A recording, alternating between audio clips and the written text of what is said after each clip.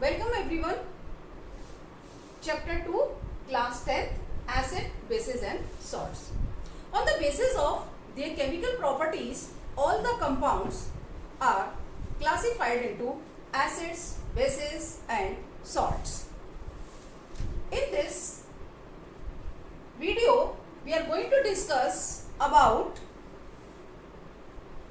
indicators, types of indicators and properties of acids. So now we start from indicators. What are indicators?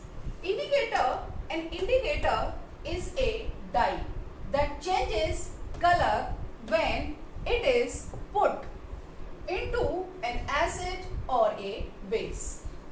जब भी हम किसी acid या base में indicator डालते हैं तो वो अपना कलर चेंज कर देता है, जिससे हमें ये पता लग जाता है कि जिस सब्सटेंस को हम चेक करना चाहते हैं वो एसिडिक है या बेसिक है.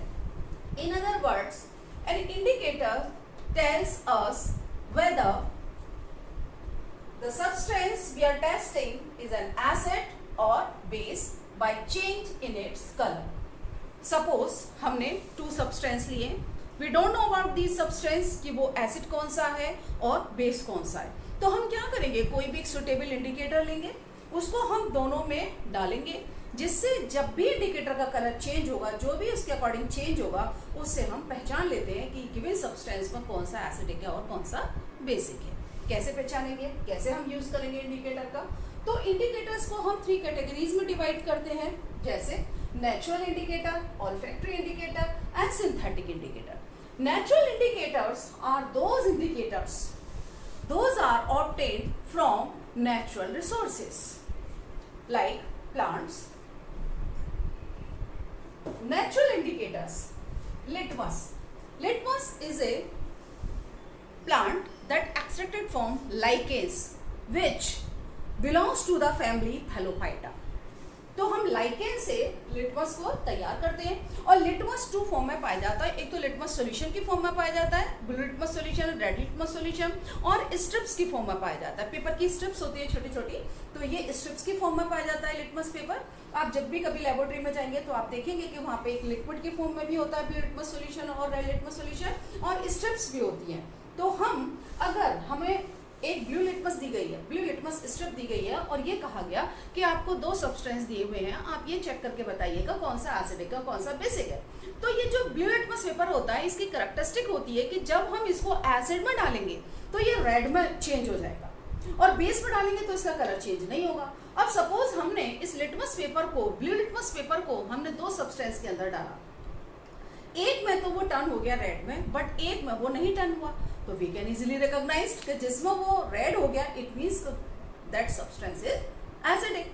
ओके, तो इस तरह से हम पता कर लेते हैं. लेकिन हमको पता होना चाहिए कि नेचर क्या है. देखो, जैसे हम यहाँ देख रहे हैं कि लिटमस जो इसका ओरिजिनल कलर होता है दैट इज पर्पल, तो हम कह सकते हैं कि लिटमस एक पर्पल कलर की डाई होती है. लेकिन जब आप लेबोरेटरी में जाएंगे तो आपको 2 कलर का दिखाई देगा, एक ब्लू और एक रेड. ब्लू लिटमस की नेचर होती है वो जैसे ही एसिड में डालते हैं वो रेड में कन्वर्ट हो जाता है, और रेड लिटमस की नेचर होती है कि जैसे ही बेस में डालते हैं तो वो ब्लू में कन्वर्ट हो जाता है. सपोज आपको अगर 2 दिए हैं सब्सटेंस और आपको कहा गया पहचानिए कौन सा एसिड है कौन सा बेसिक है, और आपको रेड लिटमस पेपर दिया गया, तो आप क्या करेंगे, दोनों में डालेंगे रेड लिटमस पेपर को, आधा उसको कर लेंगे पार्ट को, आधा पार्ट एक में आधा पार्ट एक में. अगर आपने पेपर स्ट्रिप लिया और अगर आपने लिक्विड लिया तो 2 ड्रॉप्स डाल लेंगे.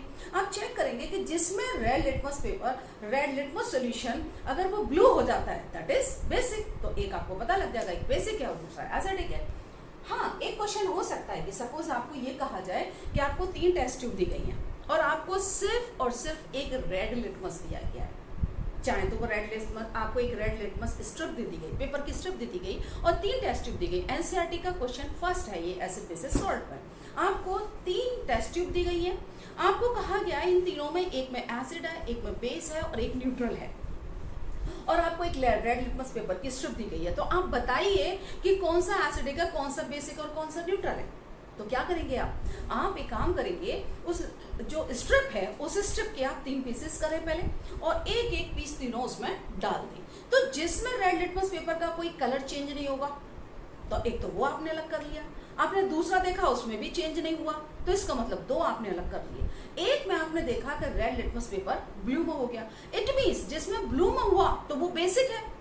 अब जो दो बचे उनमें एक एसिडिक है और एक कैसा है, न्यूट्रल है। अब आप क्या करेंगे, जो आपने रेड लिटमस पेपर को ब्लू में कन्वर्ट हुआ, किस में, बेसिक में, तो आपको ये तो पता लग गया कि वो सोल्यूशन बेसिक है। आपने उस टेस्ट ट्यूब को बेसिक लिख करके अलग कर लिया। अब आपने उसमें से निकाला litmus paper that is blue. अब उस ब्लू लिटमस पेपर को आप उन दोनों टेस्ट ट्यूब में जब डालेंगे तो एक टेस्ट ट्यूब, उसके भी 2 पीसेस कर लें, एक टेस्ट ट्यूब आप देखेंगे blue litmus paper turns read that is acidic, और दूसरे वाले में कोई चेंज नहीं हुआ दैट इज न्यूट्रल। तो हम इस तरह से एक रेड लिटमस पेपर से हम 3 टेस्ट ट्यूब में कौन सा एसिडिक है, कौन सा बेसिक और कौन सा न्यूट्रल है हम कर सकते हैं चेक। वेदर अगर हमको सिर्फ ब्लू लिटमस पेपर दे रखा हो हम तब भी कर सकते हैं ये काम। क्या करेंगे, हम तीनों में ब्लू लिटमस पेपर को पीसेस में डालेंगे और जिसमें ब्लू लिटमस पेपर रेड में हो जाएगा दैट इज एसिडिक, उसको अलग कर लेंगे। फिर उस रेड लिटमस पेपर को हम दूसरे टेस्ट ट्यूब में डालेंगे तो वो बेसिक अलग हो जाएगा, बच्चा वो न्यूट्रल। तो हम इस तरह से चेक कर सकते हैं क्योंकि हमें पहले पता होता है कि ब्लू रेड में कन्वर्ट होगा एसिड के अंदर और रेड ब्लू में कन्वर्ट होगा बेस के अंदर। तो ये हम लिटमस जो है नेचुरल इंडिकेटर है और इससे हम चेक कर सकते हैं। सेकंड नेचुरल इंडिकेटर है टर्मरिक। टर्मरिक जो किचन में यूज होती है, टर्मरिक पाउडर, तो उसका क्या करते हैं, हम थोड़ा सा लिक्विड बना लेते हैं और उसको अगर हम एसिड में डालेंगे तो उसका कलर चेंज नहीं होता। तो ये एसिड से हमें नहीं पता लगेगा कि इसमें कोई कलर चेंज नहीं है, तो हम नहीं रिकॉग्नाइज कर पाएंगे। जो भी हमें सपोज 2 टेस्ट ट्यूब में, एक में एसिड एक में बेस, तो जैसे ही आप बेस में डालेंगे तो रेडिश ब्राउन कलर आ जाएगा, तो हम पहचान जाएंगे कि ये बेसिक है।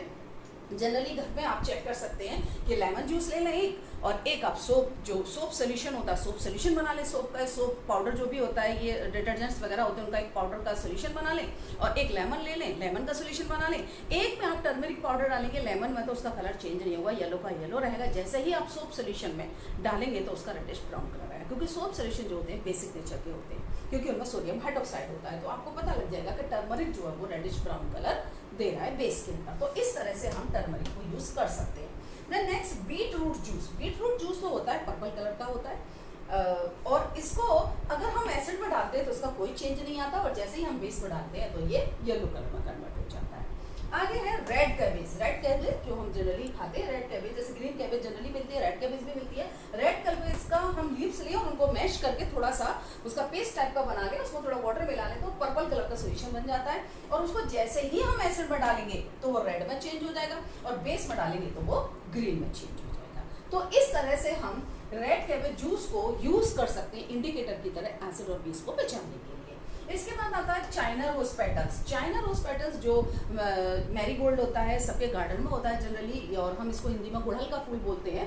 तो ये अगर हम उसकी लीव्स लाएं, पेटल्स को रेड कलर की होती है, रेड कलर का होता है, नेचर तो उसकी रेड है, रेड कलर का होता है। लेकिन जब हम उसको मैश करके और उसका टेस्ट ट्यूब में थोड़ा सा सोल्यूशन बनाते हैं तो वो लाइट पर्पल कलर का आ जाता है। तो लाइट पर्पल कलर का जो सोल्यूशन बन गया उसको अगर हम एसिड में डालें तो वो डार्क पिंक कलर देता है, दैट इज मजेंटा कलर।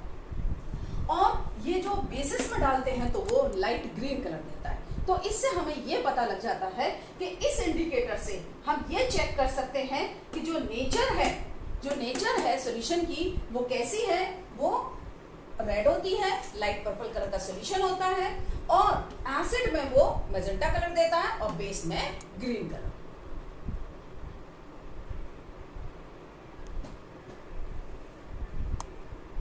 हम नेचुरल इंडिकेटर्स को यूज करके एसिड और बेस की पहचान कर सकते हैं।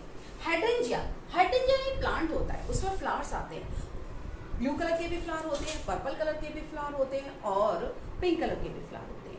अगर ये पीएच सेंसिटिव प्लांट होता है, अगर सॉइल एसिडिक है तो इस हाइड्रेंजिया पर ब्लू कलर के फ्लावर आएंगे।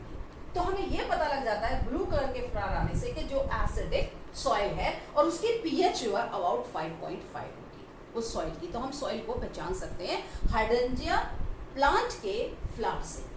अगर उस प्लांट पर पिंक कलर के फ्लावर आ रहे हैं तो वी कैन से कि उसकी सॉइल जो वो न्यूट्रल टू एल्कलाइन, या तो न्यूट्रल होगी या फिर एल्कलाइन होगी, यानी कि बेसिक नेचर की होगी, और उसकी जो पीएच होगी वो 6.5 से ज्यादा होगी, क्योंकि 7 पे होती है न्यूट्रल और 7 से अगर ऊपर जाएगी तो बेसिक होगी। पीएच अभी आप पढ़ेंगे, नेक्स्ट वीडियो में हम डिस्कस करेंगे। तो ये जो पीएच आती है, ये हम पीएच रिकॉग्नाइज करते हैं कि कोई सॉइल या कोई भी सब्सटेंस कितना एसिडिक है और कितना बेसिक है। तो अगर 6.5 और उससे ज्यादा आ रही है तो हम कह सकते हैं कि या तो न्यूट्रल सॉइल है या फिर एल्कलाइन और बेसिक कह सकते हैं। अगर हमको पर्पल कलर के फ्लावर फ्लावर चाहिए, हमको चाहिए कि हमें पर्पल कलर के फ्लावर ही चाहिए, या फिर पर्पल कलर के फ्लावर आ रहे हैं प्लांट पर, तो हम उससे ये पहचान लेंगे कि जो सॉइल है ना तो वो ज़्यादा बेसिक है ना ही वो एसिडिक है, वो बीच की है एसिडिक और बेसिक से, और उसकी जो पीएच है वो 5.5 से 6.5 के बीच की होगी। पर्पल ब्लूम फ्लावर, बहुत अच्छे से बहुत सुंदर से फ्लावर आते हैं पर्पल कलर के, जिससे हमें ये पता लग जाता है कि ना तो ज़्यादा एसिडिक है और ना ही ज़्यादा बेसिक है, बीच की सॉइल है, न्यूट्रल भी नहीं है, और इसकी जो पीएच है वो 5.5 से 6.5 के बीच है। तो ये जो प्लांट होता है पीएच सेंसिटिव होता है, ये हमें ये बता देता है कि सॉइल किस तरह की है, राइट। तो इस तरह से हमने इन नेचुरल इंडिकेटर को डिस्कस किया। अब हम आते हैं ऑल्फैक्टरी इंडिकेटर। ऑल्फैक्टरी इंडिकेटर का मतलब क्या है? That is related to the sense of smell.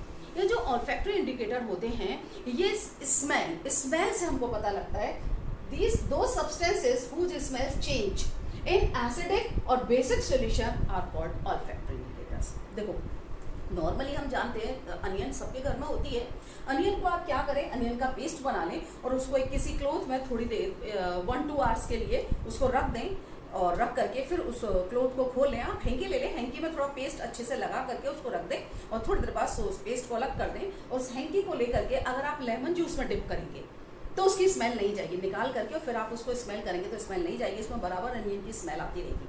और अगर उस हैंकी को आप सोप सोल्यूशन में डाल देंगे तो सोप सोल्यूशन में डालने के बाद अगर आप उसको वॉश करेंगे तो उससे स्मेल चली जाएगी। तो इसका मतलब ये कि जो अनियन है वो एसिड में तो अपनी स्मेल एज इट इज रखता है, लेकिन बेस में जाकर के उसकी स्मेल लूज हो जाती है। तो सपोज हमारे पास 2 सब्सटेंस है और 2 सब्सटेंस को हमको ये कहा गया कि आप चेक करके बताइए इसमें कौन सा एसिडिक और कौन सा बेसिक है। तो हम क्या करेंगे, अनियन पेस्ट को इस तरह से हैंकी पे लगाएंगे और हैंकी यूज करेंगे, और हैंकी को हम डिप करेंगे एसिड में तो उसकी स्मेल नहीं जाएगी, जैसे ही हम बेसिक सॉल्यूशन में डिप करेंगे तो उसकी स्मेल चली जाएगी। इसी तरह से हम यूज करते हैं वनीला एक्सट्रैक्ट। वनीला एक्सट्रैक्ट वही वनीला जो आइसक्रीम में यूज होता है, वनीला एक्सट्रैक्ट, उसकी भी अगर एसिड में डालते हैं तो स्मेल रहती है वैसे की वैसी ही रहती है, और बेस में डालते हैं तो उसकी स्मेल चली जाती है, लूज कर देता है वो अपनी smell. Same thing clove oil, लौंग का तेल जो हम बोलते हैं, क्लोव ऑयल, उसकी भी स्मेल एसिड में रिटेन रहती है, मतलब कि वैसी की वैसी रहती है, स्मेल आती रहती है अगर हम एसिड में डिप करते हैं तो, और अगर हम बेस में करते हैं तो उसकी स्मेल चली जाती है। तो these are the olfactory indicator जिन्हें हम स्मेल से पहचानते हैं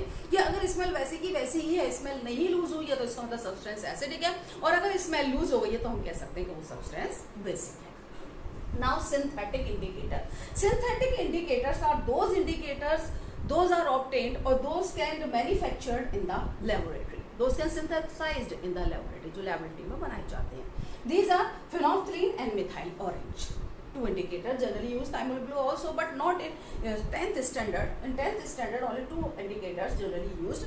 Phenolphthalein, it is a colorless solution होता है, कलरलेस, और जैसे ही हम इसको एसिड में डालते हैं तो इसका कोई कलर चेंज नहीं आता, लेकिन जब हम इसको बेस में डालते हैं तो इसका जो कलरलेस सॉल्यूशन है वो पिंक में चेंज हो जाता है। तो जिससे हमें पता लग जाता है कि ये सॉल्यूशन बेसिक है जिसमें फेनोल्फथलीन ने पिंक कलर दिया, और जिसमें फेनोल्फथलीन का कलर चेंज नहीं हुआ तो that is we can say that is acidic. तो एसिडिक में फेनोल्फथलीन अपना कलर चेंज नहीं करता है।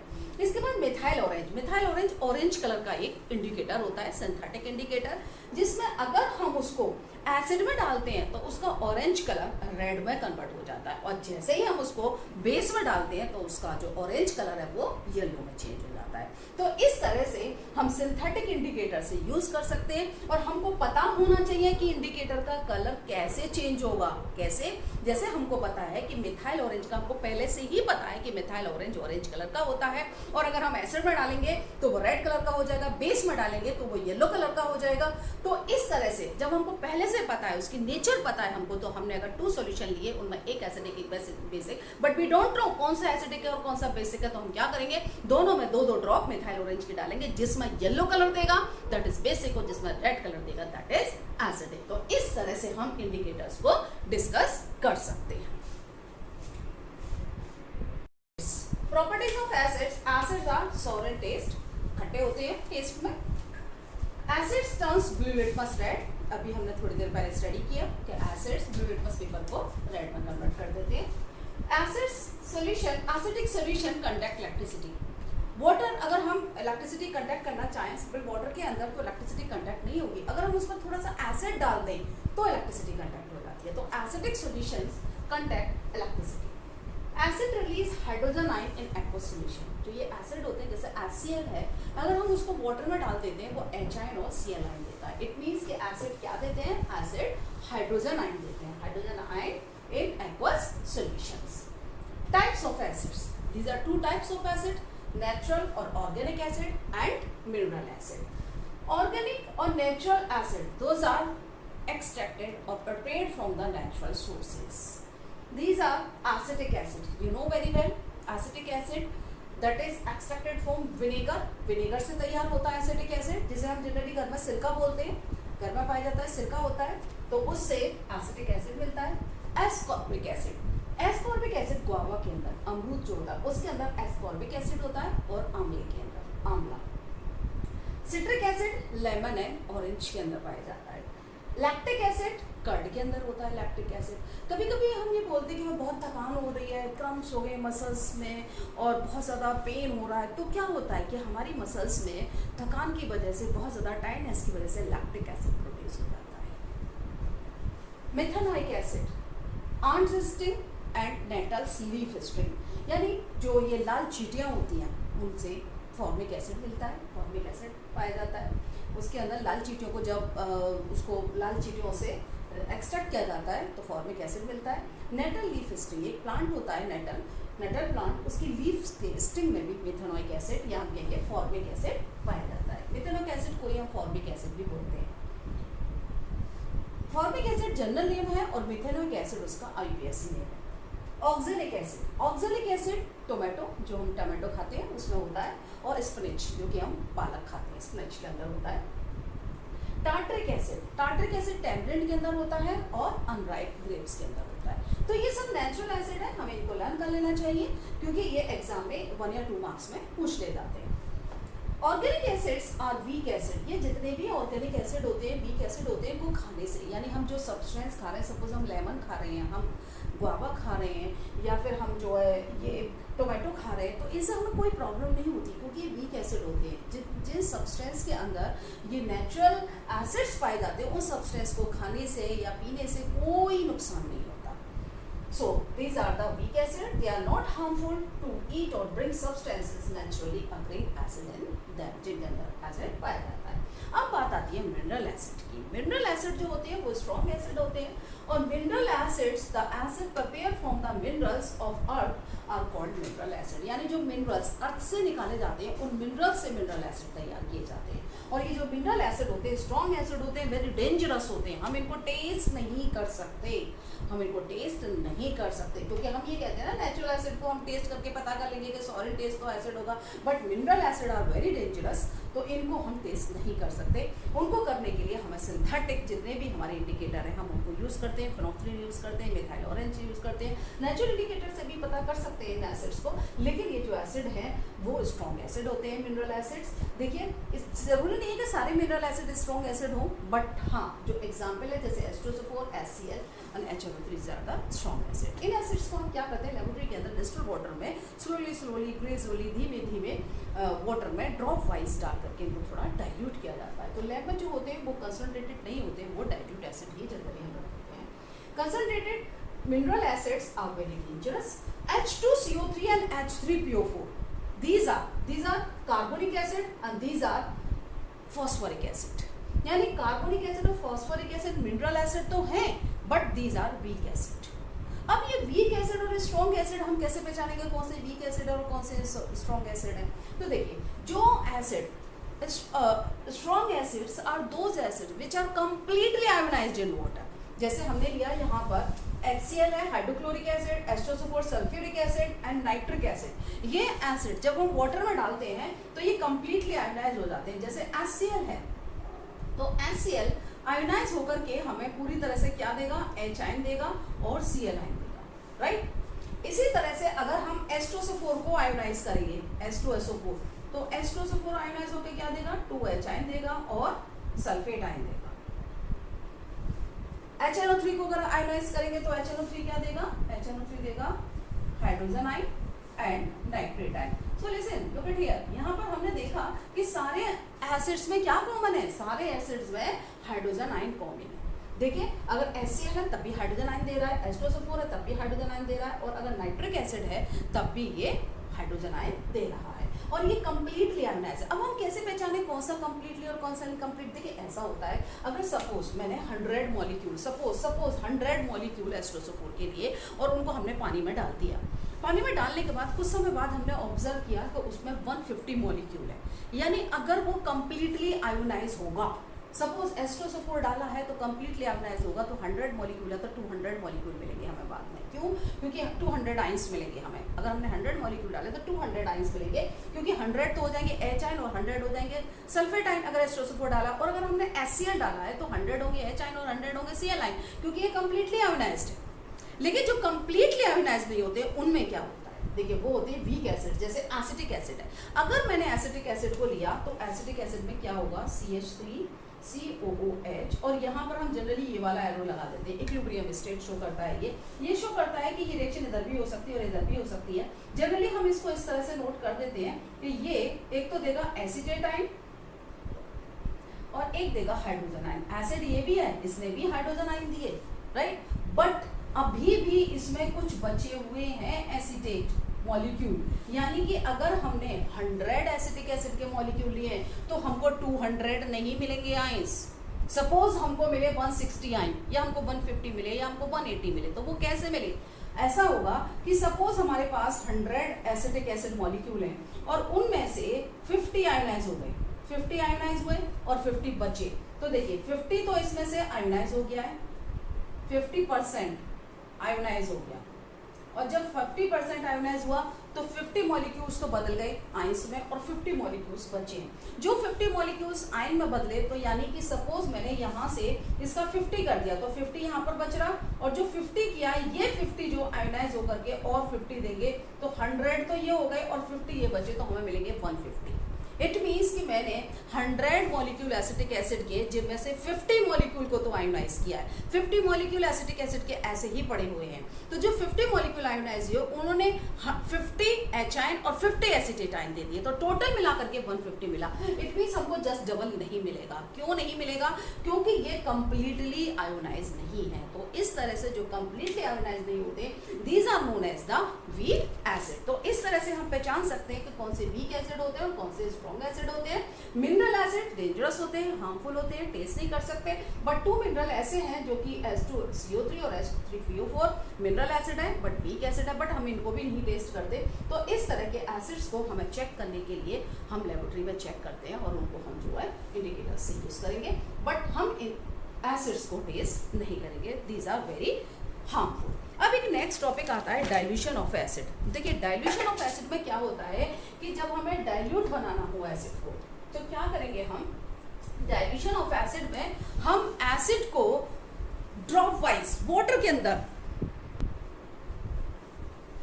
डाइल्यूशन ऑफ एसिड मीन्स कि कंसंट्रेटेड एसिड है और उसको हमें डाइल्यूट बनाना है, क्योंकि कंसंट्रेटेड एसिड जनरली हम लेबोरेटरी में यूज नहीं कर सकते हैं, क्योंकि ये बहुत ज़्यादा डेंजरस होते हैं, बहुत ज़्यादा स्ट्रॉन्ग होते हैं, हार्मफुल होते हैं। तो क्या करते हैं, जैसे सपोज हमारे पास हमें एसिड का डाइल्यूट बनाना है लेबोरेटरी में यूज करने के लिए, तो हम क्या करेंगे? ये हमारे पास एक कंटेनर है, इस कंटेनर के अंदर हम इस कंटेनर को जनरली, और बेटर वे ये है कि ये हमने यहाँ पर जो है एक जार रख लिया, हमने इसको इस तरह से बनाते हैं, थोड़ा बड़ा बनाते हैं। ये हमने एक बड़ा सा टब टाइप का ले लिया है, इसमें हम यहाँ पर वाटर भर फिल कर देंगे, और वाटर फिल करके यहीं पर हम बीच में रखेंगे क्या? हमने एक जार रख लिया, सपोज ये हमारे पास एक जार है,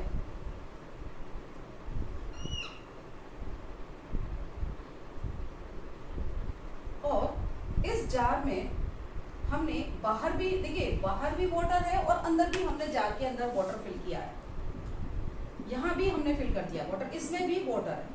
अब क्या करेंगे हम? देखिए हमको इस एसिड को हमें डाइल्यूट करना है, तो हम क्या करेंगे? यहाँ हमने ले लिया एक कंटेनर, सपोज ये हमारे पास बोतल है, इस बोतल में हमारे पास है H2SO4, तो हम इस H2SO4 को ड्रॉप वाइज यहाँ पर डालेंगे, इस तरह से यहाँ पर ये ड्रॉप वाइज आएगा, ड्रॉप की तरह आएगा, नीचे गिरता हुआ ये ड्रॉप आएंगी यहाँ पर इस तरह से गिरती हुई, तो ये ड्रॉप वाइज आएगा। तो हम ड्रॉप वाइज इसको डालते हैं, एक एक ड्रॉप डालेंगे। साथ ही हम क्या करते हैं, यहाँ पर इसके अंदर एक ले लेते हैं स्टायरर। स्टायरर मतलब हिलाने के लिए हम थोड़ा सा स्टार करते रहते हैं, हैंड से हम यहाँ पर इसको ये हैंड है सपोज, और इस हैंड से हम इसको जो है क्या करते हैं, हिलाते रहते हैं। उससे क्या होगा, क्योंकि ये बहुत ही एक्सोथर्मिक, हाईली एक्सोथर्मिक रिएक्शन है।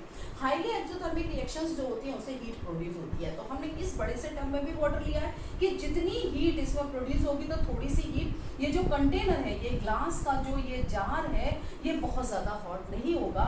और जब हम इसको थोड़ा सा इस तरह से स्टार करते रहेंगे, हिलाते रहेंगे वाटर को और ड्रॉप वाइज ऐसे डालते रहेंगे, तो क्या होगा कि जितनी हीट प्रोड्यूस होगी वो थोड़ी सी इसमें जाती रहेगी, पास होती रहेगी इसके अंदर वाटर के अंदर जाती रहेगी, जिससे कि ये कंटेनर थोड़ा बहुत ज़्यादा हीटअप नहीं होगा। और दूसरा तरीका ये है कि अगर हमने इसमें स्लोली डालते हैं H2SO4 और इसको हिलाते रहते हैं, जिससे कि ये डाइल्यूट बन जाता है। हम कैलकुलेटेड अमाउंट लेते हैं कि सपोज हमको जो है 1/2 लीटर कंसनट्रेटेड H2SO4 का डाइल्यूट बनाना है, तो उसको मेजर करके उसकी क्वांटिटी, कितनी क्वांटिटी होनी चाहिए, हमें 1 लीटर वाटर लेना चाहिए, कितना वाटर लेना चाहिए, कितने में हमें 500 ml मिलाना चाहिए, तो उस तरह से मेजर करके हम इसको इस तरह से ऐड करते हैं स्लोली। कभी भी अगर सपोज ऐसा हुआ कि हमने यहाँ पर container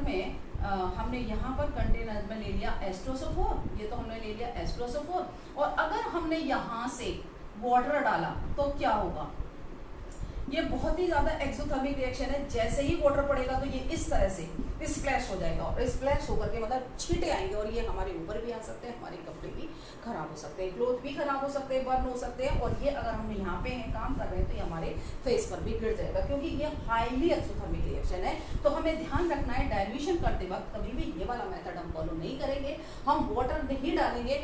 always add H2SO4 slowly in water, in the dilution of water. So now in this video we have completed properties of physical properties of acid, and in next video we will discuss about the chemical properties of acids. अगर आपको समझ में आई है video, और अगर आपको ये सब सही लगा है, आप नेक्स्ट वीडियो को वेट कर रहे हैं, तो चैनल को सब्सक्राइब कीजिए।